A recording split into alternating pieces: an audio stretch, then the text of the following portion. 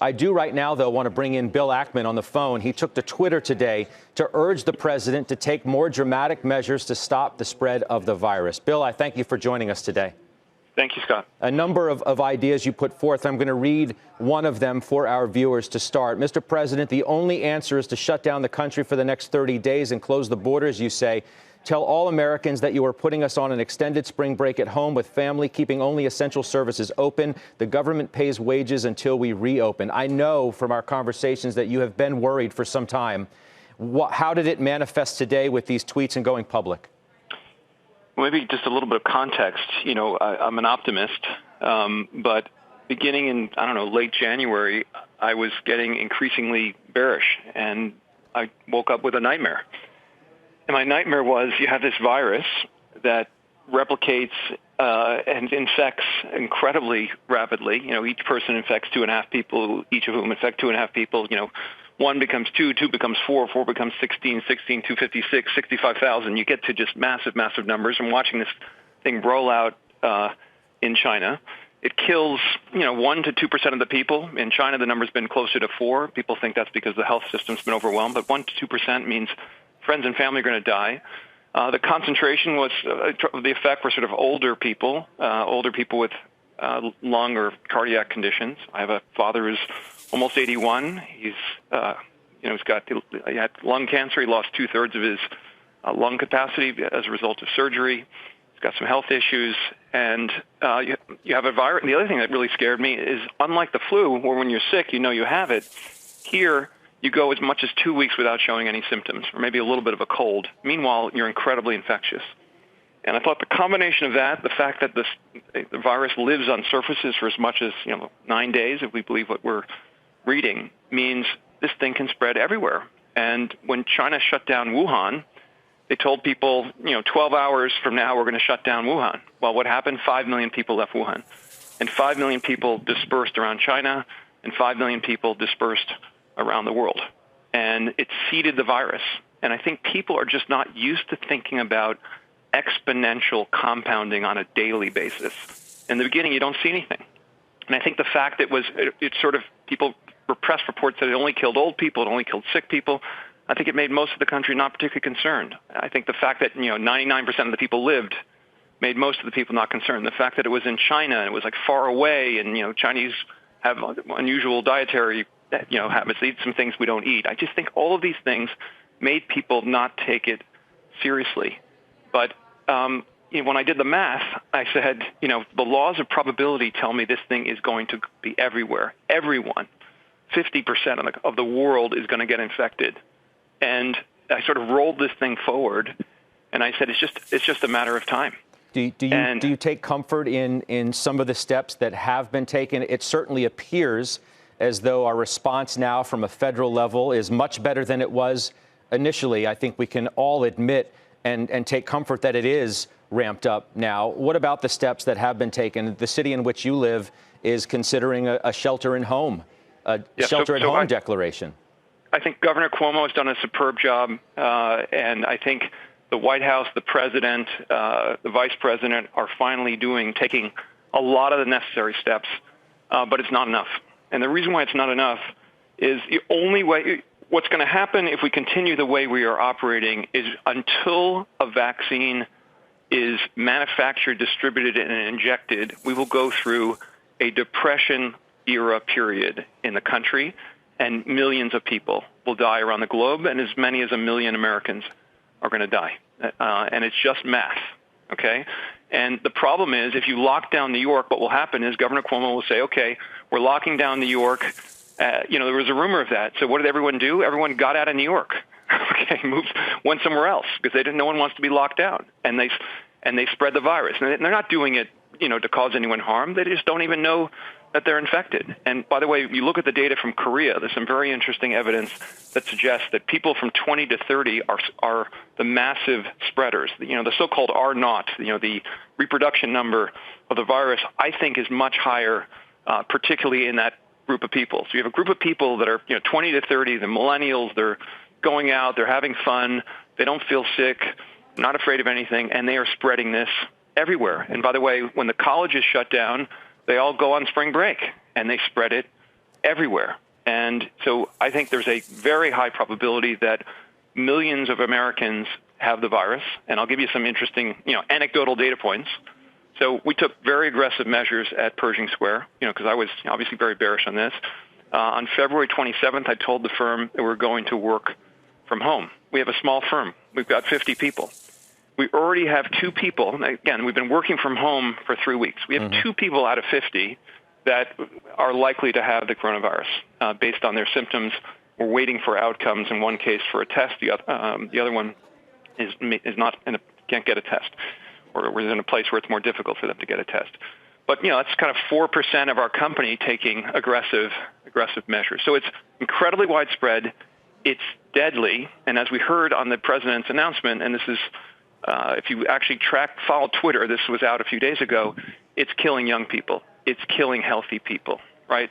And I think if originally what happened, if this broke out in New York and it was killing babies, okay, the country would not have taken the approach it has taken, okay? But that is the approach that we have to take. Assume it's going to kill your child, okay? Let's assume it's got a 1 in 50 chance of killing your child and operate accordingly. So the very simple answer is, and by the way, it's happening. The mental model I used is by February, Chinatown, in my view, was a microcosm for the country. What happened in Chinatown? Well, the one thing people did is they stopped going to Chinatown because they were afraid of, maybe people coming home from China and they didn't want to eat Chinese food. Okay, so Chinatown, restaurant revenues went down 50, 60, 70, 80%. And what happens? Well, the busboy loses his job. The guy doing dishes, the waiters lose their job. The number 2 chef, the chef, the owner has to shut the place. The suppliers stop, providing supplies, right? The banks that lend to that community start getting defaulted on loans. Every landlord in China has gotten a call from their tenant who says, I'm sorry, I can't pay rent. I have no revenues coming in. And I said, look, this is a model for the country. And that's happening now, right? The canary in the coal mine, and by the way, it's not just, and the other thing that happens, of course, the entrepreneur that owns 10 Chinese restaurants in Chinatown, okay, he's also devastated. So it starts with the bottom, and it works its way through to the top, okay? And the same thing's happening right now in our country, right? It starts with the guy who owns a Embassy Suites hotel, okay? He's wiped out, right? You've got, when you go from 80% occupied to 0, okay, you're toast. You go down to 50%, you're toast, but you're certainly toast when you go to 0. So he defaults.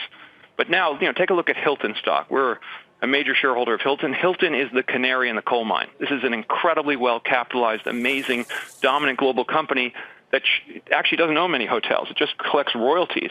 It's down from like 120 to 50. Okay, it's going to 0. Okay, along with every other hotel company in the world. Park Hotels and Resorts. This, stock's down from 33 to 4. This is a spinoff from Hilton. Why is it down from 33 to 4? Because every hotel is going to be shut down in the country. Every one. Hang on just 1 second. You say Hilton is going to 0? I mean... Again, I'm a major shareholder. What I'm saying is, if we allow this to continue the way we allow it to continue, okay, every hotel company in the world, okay, is done. Okay, because no business can survive a period of 18 months without revenue. Okay, and stick with me, and that's what happens. Okay, if you operate the way we're operating now. Okay, now let me give you. So that's a very, very bearish thought. Okay, and I've been super bearish, but I got bullish. Okay, and the reason why I got bullish, and I've been aggressively buying stocks, including Hilton today. Okay, and I've been buying all the way down. Hilton, restaurant brands, Starbucks, walk your way through the only stocks I'm not buying are companies who are on the board and I'm restricted. But the reason why is the only answer for the world is to shut the world for 30 days. Okay, it's so simple, okay? And it's happening. It's happening slowly on a rolling basis, country by country. But if you take the model from China, what do we learn from China?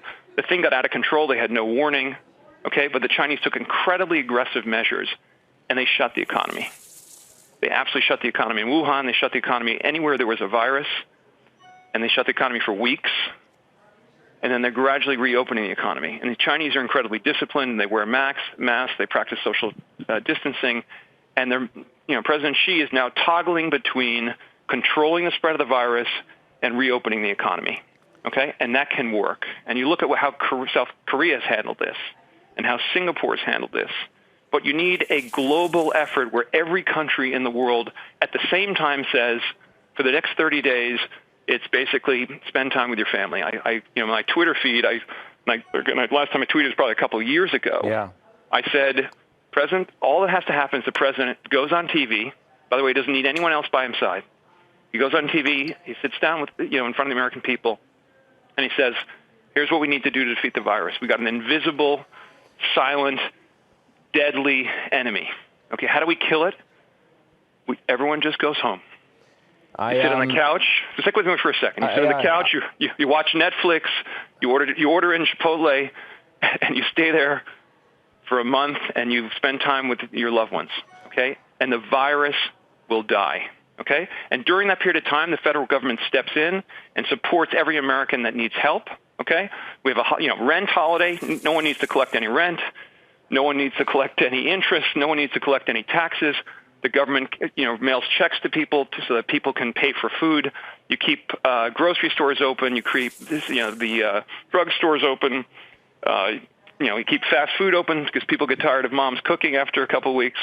And then anyone who's out in the public domain wears masks, minimizes interactions, and in a month we're done with this. And by the way, the country survives, the economy survives. If we do this, we're just incrementally over time until there's a vaccine, we're done. Okay, and what will happen is, the hotel industry and the restaurant industry will go bankrupt first. Boeing is, on the brink. Okay, Boeing will not survive without a government bailout. Okay, so look at airline industry, auto industry, restaurant industry, hotel industry. Capitalism does not work in an 18-month shutdown. Capitalism can work in a 30-day shutdown.